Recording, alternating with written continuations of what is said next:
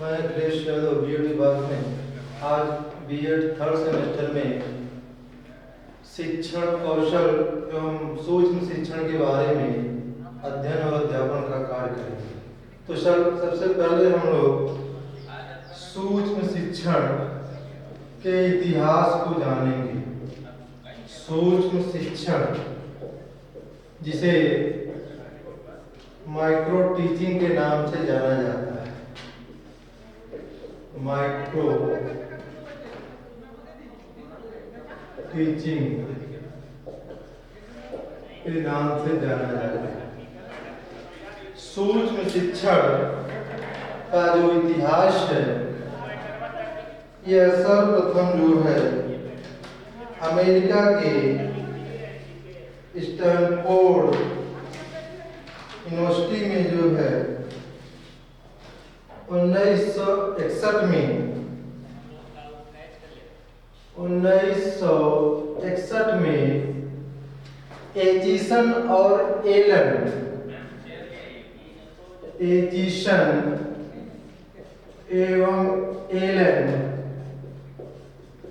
महोदय ने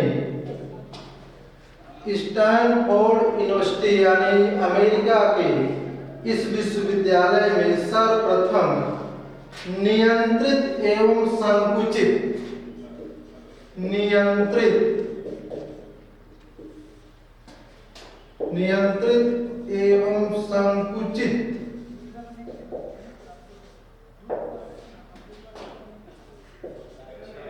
अभ्यास के बारे में सर्वप्रथम इसका विचार दिया, जिसमें एक छात्राध्यापक 5 से 10 छात्रों को, यानी इस नियंत्रित एवं संकुचित अभ्यासक्रम में बालक को या छात्रों को 5 से 10 छात्रों को पाठ का छोटा सा एक योजना बना करके पढ़ाने का जो कार्य है, इसके अंतर्गत किया। इसके बाद 1963 में इसे पूर्ण रूप से सूक्ष्म शिक्षण का स्वरूप प्रदान किया गया, यानी 1963 में A.W. एलन महोदय ने इसे सर्वप्रथम सूक्ष्म शिक्षण पर प्रमुख रूप से एक विचार प्रदर्शन किया। इसके बाद सूक्ष्म शिक्षण की बात जब हम लोग भारत के संदर्भ में करते हैं, तो भारत में 1967 में डी.डी. तिवारी ने इलाहाबाद में इसका प्रकाशन किया। यानी डी.डी. तिवारी ने जो है शिक्षण और प्रशिक्षण के क्षेत्र में, शिक्षण एवं प्रशिक्षण के क्षेत्र में अपने भारत देश में इस शिक्षण यानी माइक्रो टीचिंग के संदर्भ में इसके विचार जो है अपने भारत देश में 1967 में इलाहाबाद में डी.डी. तिवारी के माध्यम से शिक्षण एवं प्रशिक्षण के क्षेत्र में कार्य किया गया। इसके बाद 1974 में पासी एवं शाह ने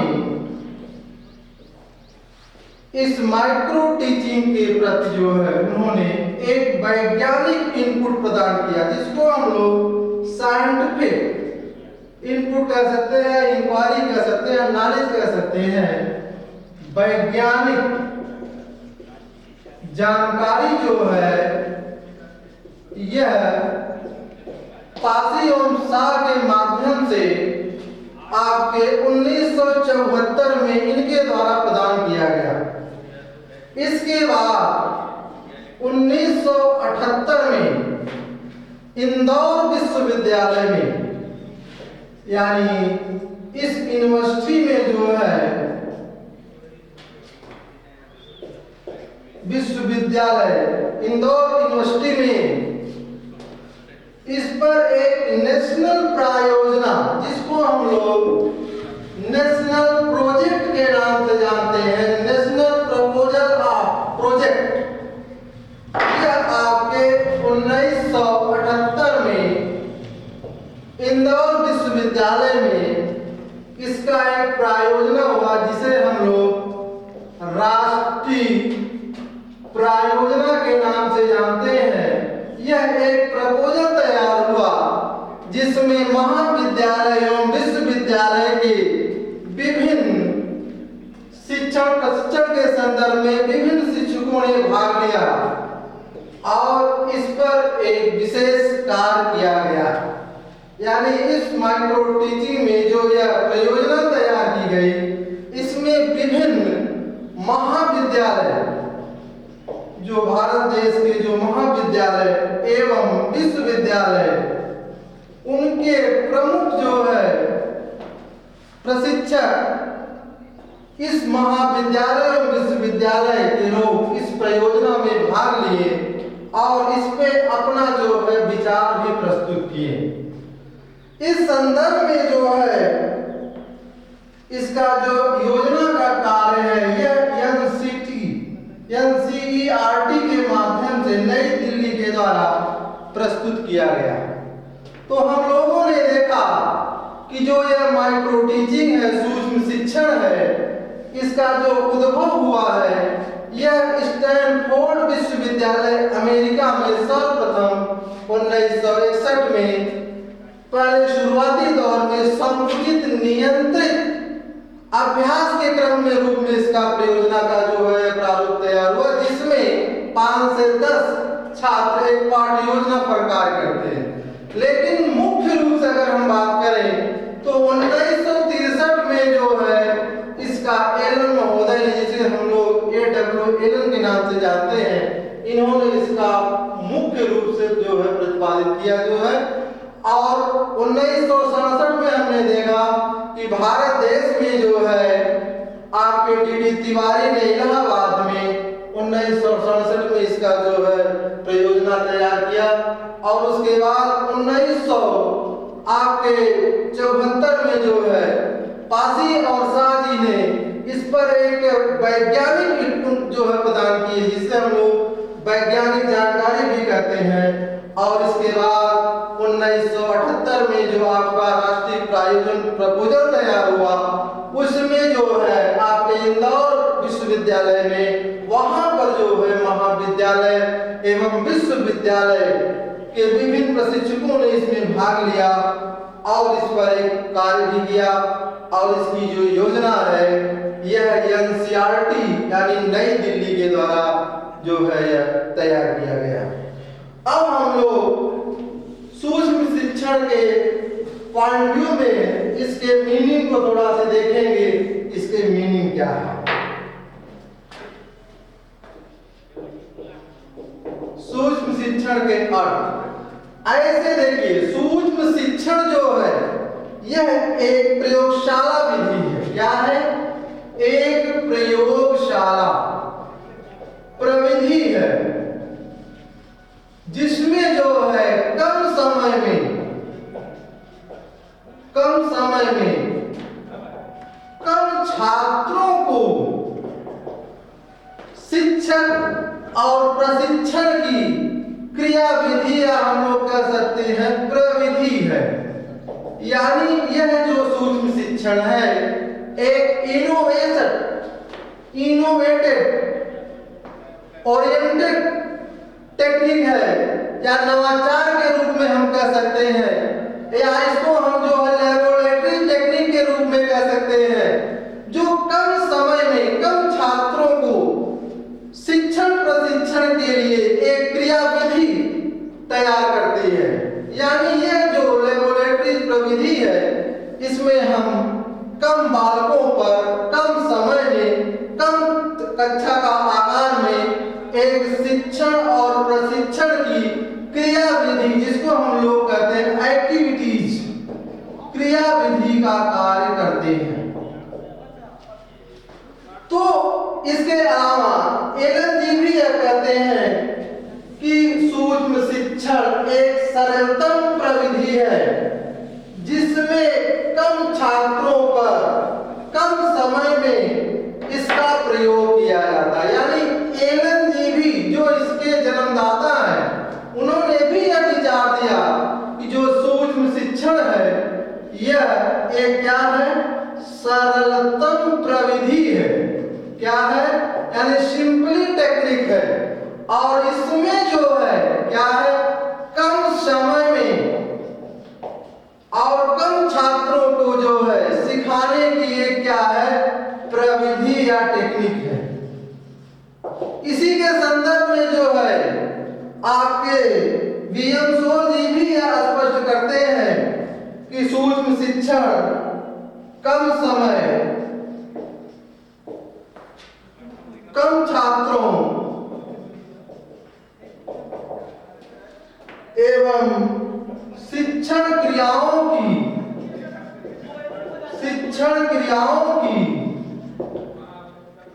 एक प्रविधि है। क्या है, एक प्रविधि है, यानी टेक्निक है। यानी बालक के एटीट्यूड, बालक के हैबिट्स, बालक के व्यवहार को प्रोत्साहित करने के लिए या उसके जो है शिक्षण को बेहतर करने के लिए कम समय में कम छात्रों एवं शिक्षण क्रियाओं की एक प्रविधि है। यह आपके वीएम सोल जी ने इसको स्पष्ट किया। तो हम लोगों ने देखा कि सूक्ष्म शिक्षण क्या है, इसका इतिहास क्या है। अब हम लोग इसके साइकिल पर चलते हैं, इसका चक्र क्या है।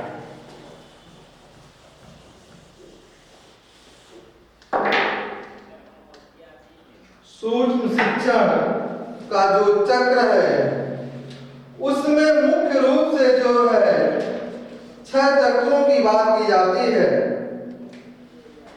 सूक्ष्म शिक्षण का चक्र, जिसे हम लोग इंग्लिश में माइक्रो टीचिंग साइकिल कहते हैं। माइक्रो टीचिंग साइकिल, सर्वप्रथम इसमें जो है पाठ योजना, या हम इसको योजना भी कह सकते हैं, प्लान इंग्लिश में इसको हम लोग बोलते हैं। इसके बाद जो है टीच, यानी शिक्षण,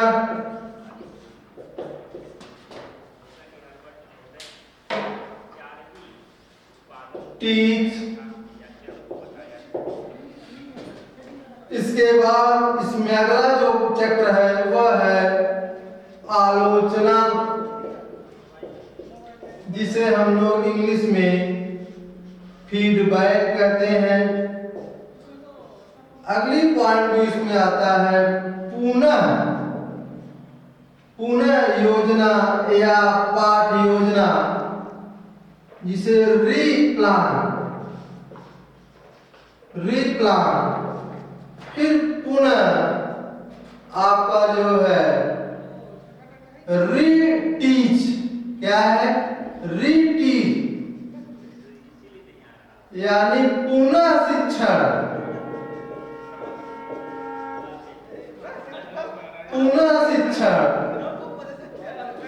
और फिर पुनः आलोचना।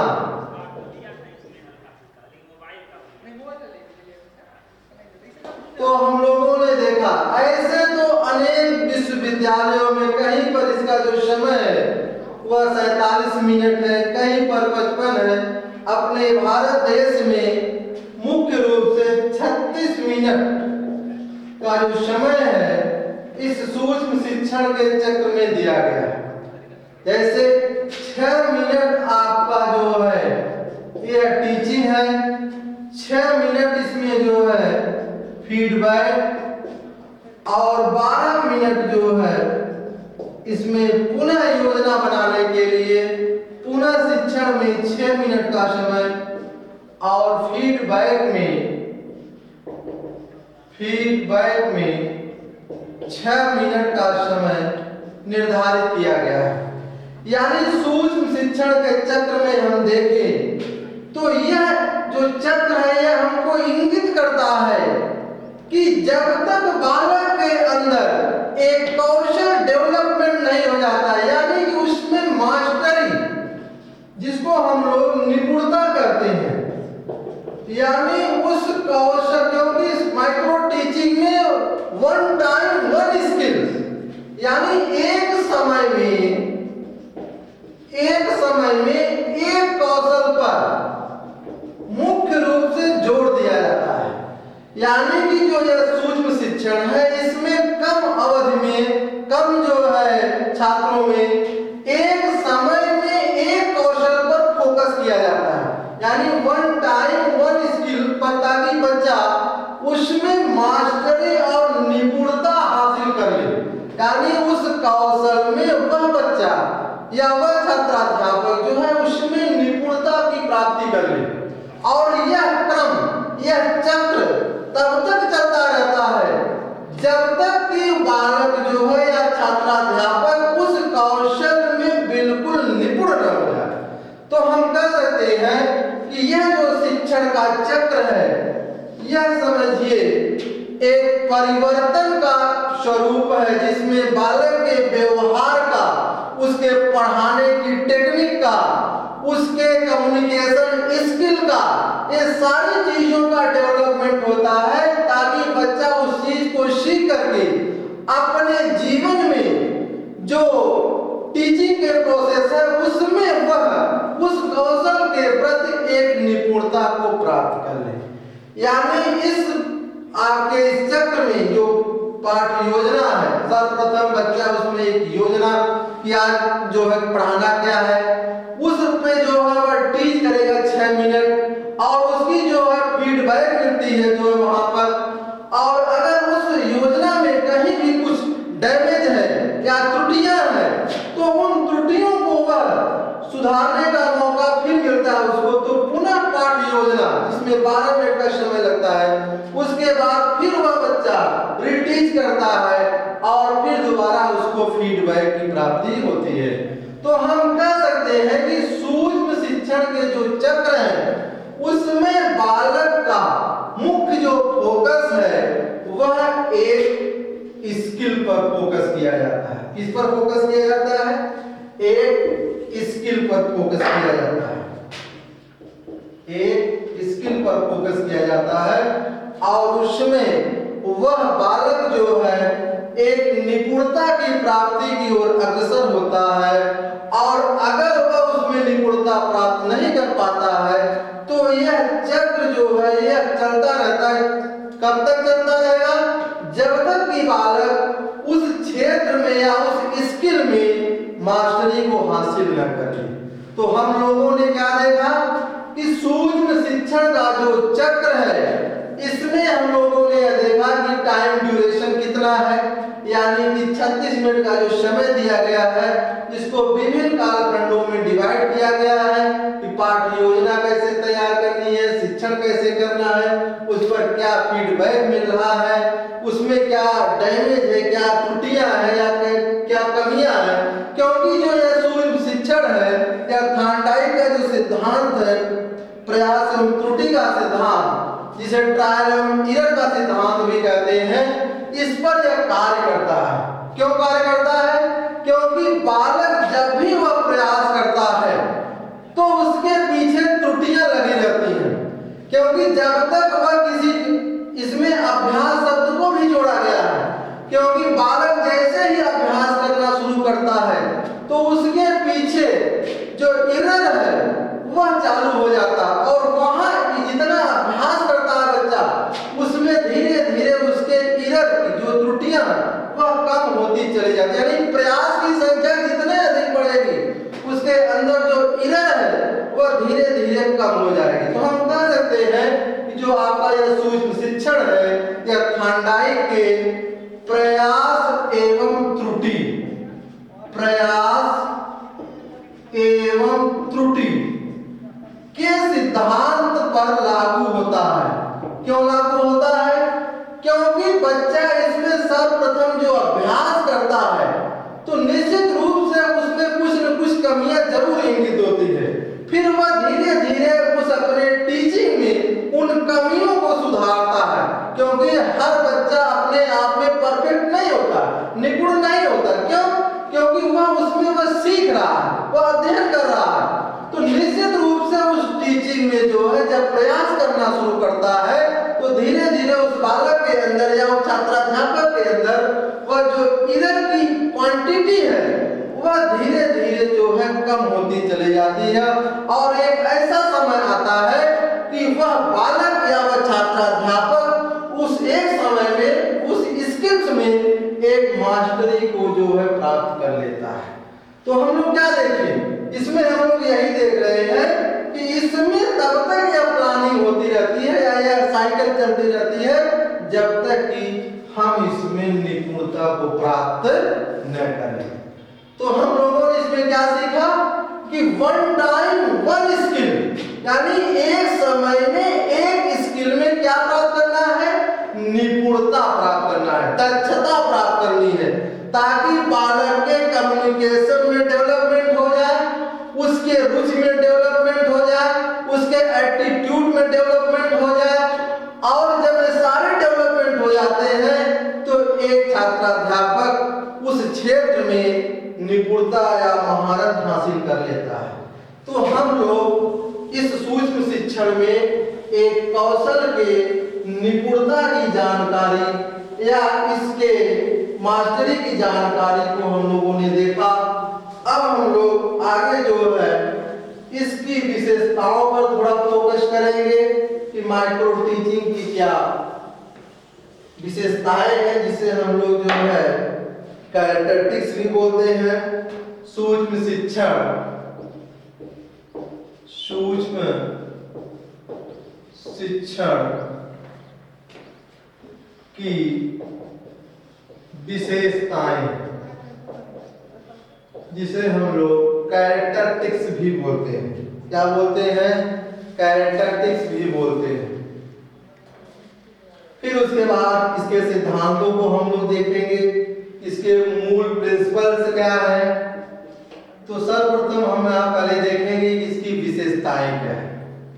तो इसकी विशेषताओं में पहली जो पॉइंट व्यू है यह सूक्ष्म शिक्षण, यह सूक्ष्म शिक्षण 5 से 10 मिनट का होता है। कितने मिनट का होता है? 5 से 10 मिनट का होता है। यानी इस रियल टीचिंग में जो अवधि है, जो ड्यूरेशन है, वह कितने समय का रखा गया है? 5 से 10 मिनट में। यानी इस माइक्रो टीचिंग सूक्ष्म शिक्षण में जो शिक्षण प्रशिक्षण की क्रियाविधि है उसका टाइम ड्यूरेशन जो है 5 से 10 मिनट का होता है। इसमें बच्चा जो है जो टीचिंग का प्रोसेस है वो 5 से 10 मिनट में उस टीचिंग के प्रोसेस को आगे बढ़ाता है। अगली जो पॉइंट व्यू है वह है लघु पाठ योजना। यह सूक्ष्म शिक्षण लघु पाठ योजना बनाती है। यानी हम कह सकते हैं कि यह सूक्ष्म शिक्षण लघु पाठ योजना बनाई जाती है। इसमें एक लघु पाठ योजना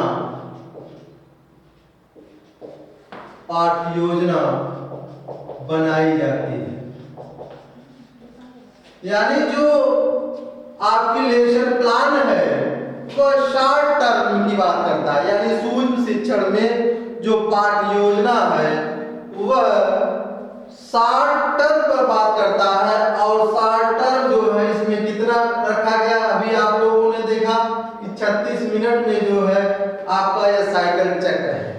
तो इस लघु योजना में जो भी प्लानिंग होती है, जो भी योजनाएं हैं, जैसे इस योजना में हम जो है देखते हर्बर्ट की पंचपदी प्रणाली है, हर्बर्ट की पंचपदी प्रणाली है, उस पर यह कार्य करती है। यानी इस पंचपदी प्रणाली में जो पाठ्य योजना शॉर्ट टर्म में बनाई जाती है उसमें क्या है, आपका जो पहला है उद्देश्य कथन, जिसे हम लोग प्रस्तावना भी कहते हैं, जिसे हम लोग क्या कहते हैं, प्रस्तावना कहते हैं। दूसरी पॉइंट व्यू इसमें क्या है, प्रस्तुतिकरण है। क्या है, प्रस्तुतिकरण है। तीसरी पॉइंट व्यू क्या है, तुलना एवं संबंध, तुलना एवं संबंध। और चौथी पॉइंट क्या है, चौथी पॉइंट व्यू है इसमें जो है सामान्यीकरण, जिसको जनरलाइजेशन कहा जाता है, सामान्यीकरण, सामान्यीकरण। और जो लास्ट पॉइंट व्यू है वह आपका है प्रयोग, एप्लीकेशन भी इसको हम लोग बोलते हैं, प्रयोग। यानी जो हर्बर्ट की पंचपदी प्रणाली है यह किस पर काम करती है, इस पाठ्य योजना, जो यह पाठ्य योजना बनाई जाती है यह हर्बर्ट की पंचपदी प्रणाली, और एक रूप में हम कह सकते हैं ब्लूम महोदय का जो ज्ञानात्मक पक्ष है उस पर भी यह फोकस करती है। यानी ब्लूम महोदय का जो ज्ञानात्मक पक्ष है जो दिया गया है उसमें ब्लूम ने 6 पद को रखा है। कितने पद को रखा है, 6 पद को। उस पद का इस लेसन प्लान में भी यूज या प्रयोग किया जाता है। ये 6 पद क्या है, आपका है ज्ञान, जिसे हम लोग नॉलेज बोलते हैं। दूसरा है बोध, इसको हम लोग क्या बोलते हैं, अंडरस्टैंडिंग भी बोल सकते हैं। तीसरा है इसमें प्रयोग, एप्लीकेशन है। अगली पॉइंट इसमें क्या है, एनालिसिस, जिसे हम लोग विश्लेषण कहते हैं। अगली पॉइंट इसमें है सिंथेसिस, जिसे हम लोग संश्लेषण कहते हैं। और लास्ट में है मूल्यांकन, यानी इवैल्यूएशन। यानी जो ब्लूम महोदय है उनके ज्ञानात्मक पक्ष को भी इस शॉर्ट टर्म जो लेसन प्लान है उसमें इनका जो है यूज भी किया जाता है। और आपके हर्बर्ट की जो पंचपदी प्रणाली है उनका भी जो है, जो 5 पद है, इनका प्रयोग इस पाठ्य योजना में किया जाता है। तो यह जो है, जो ब्लूम की टेक्सोनॉमी है, यह मुख्य रूप से निम्नतम से उच्चतम की ओर बात करती है। इस पर बात करती है, निम्नतम से उच्चतम की ओर जो है यह आकर्षित होती है कि बालक जो है शुरुआती दौर में उसका जो नॉलेज है वह निम्नतम से फिर आगे जो प्रोसेस है वह हाई लेवल की तरफ जाता है। तो हम कह सकते हैं जो आपका यह माइक्रो टीचिंग है, इसमें जो पाठ्य योजनाएं बनाई जाती हैं यह शॉर्ट टर्म में बनाई जाती हैं। उस शॉर्ट टर्म में ही बच्चा जो है उस कक्षा अवधि में जो है अपने इस योजना को जो है आगे विकसित करता है, या कह सकते हैं उसको जो है क्रियाविधि करता है।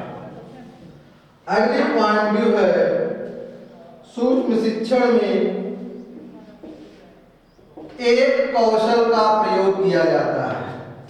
कितने कौशल का प्रयोग, इस चीज को आपको ध्यान में रखना है कि जो है सूक्ष्म शिक्षण में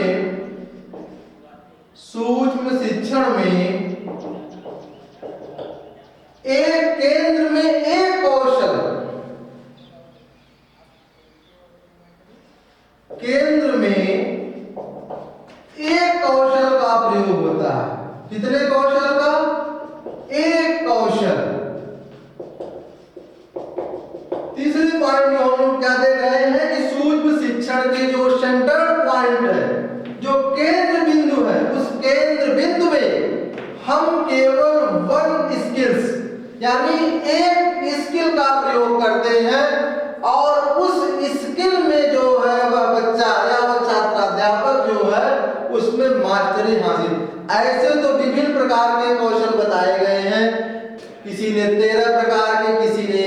प्रकार के, किसी ने 14 प्रकार के, विभिन्न प्रकार के कौशलों का प्रयोग जो है विभिन्न विद्वानों ने अपने अपने ढंग से दिया है। लेकिन यहाँ पर आपके इस माइक्रो टीचिंग की जो खास विशेषताएं हैं उसमें हम ये देख रहे हैं कि एक समय में एक स्किल, क्यों? क्योंकि उस स्किल में बच्चा जो है या वह छात्राध्यापक उसमें क्या प्राप्त कर लेता है? निपुणता प्राप्त कर लेता है, या हम कह सकते हैं दक्षता को प्राप्त कर लेता है। यानी इस सूक्ष्म शिक्षण में जो उसकी क्वालिटी है या उसके कैरेक्टरिस्टिक्स हैं उसमें हम लोग यह देख रहे हैं कि सूक्ष्म शिक्षण के जो सेंट्रल पॉइंट व्यू है उसमें एक समय में एक स्किल का प्रयोग करते हैं। क्यों करते हैं? क्योंकि उस स्किल में बच्चा जो है निपुणता को प्राप्त कर ले, फिर उसके बाद अगले कौशल का वह प्रयोग करता है। अगली पॉइंट व्यू में हम क्या देखेंगे? इसमें तुरंत पृष्ठ पोषण मिलता है, जिसको हम लोग फीडबैक बोलते हैं। क्या है? तुरंत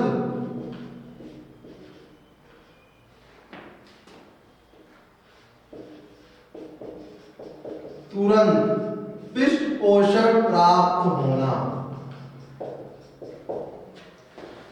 अब इसमें जो है आपका, जिसको हम लोग फीडबैक बोलते हैं, यानी कि जो आपकी साइकिल टाइमिंग ड्यूरेशन है उसमें आपका जो पाठ योजना के बाद टीचिंग के बाद जो फीडबैक निकल के आता है वह तुरंत प्राप्त हो जाता है कि बालक ने कैसे पढ़ाया या छात्राध्यापक ने कैसे जो परफॉर्मेंस किया, या इसमें उसके कम्युनिकेशन स्किल को देखा जाता है, उसके जो है एटीट्यूड को देखा जाता है, पढ़ाने की टेक्निक को देखा जाता है। सारी चीजें जो है उसमें जानकारी प्राप्त हो जाती है, इंक्वायरी मिल जाती है कि बच्चे के अंदर जो है क्या कमियां हैं, क्या जो है ये सारी चीजें जो है उस पृष्ठ पोषण में प्राप्त हो जाती है। यानी आलोचना में हम ये देखते हैं कि बालक का उस कौशल के प्रति या शिक्षण के प्रति क्या पृष्ठ पोषण मिला या क्या फीडबैक मिला,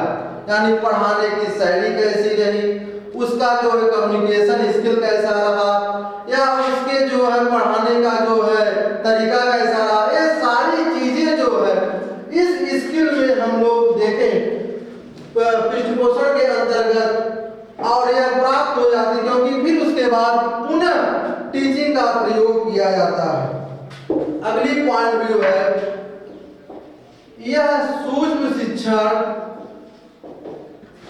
सरलतम होता है। क्या होता है? सरलतम होता है।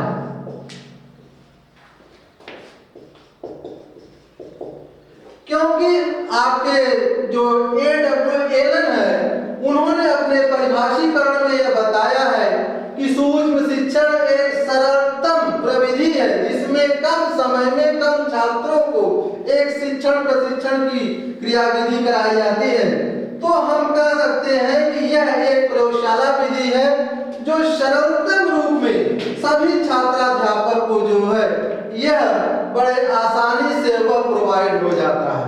यानी यह विधि जो है एक छात्राध्यापक अपने शिक्षण के दौरान इसका प्रयोग करके अपने इस स्किल को जो है वह डेवलपमेंट कर लेता है।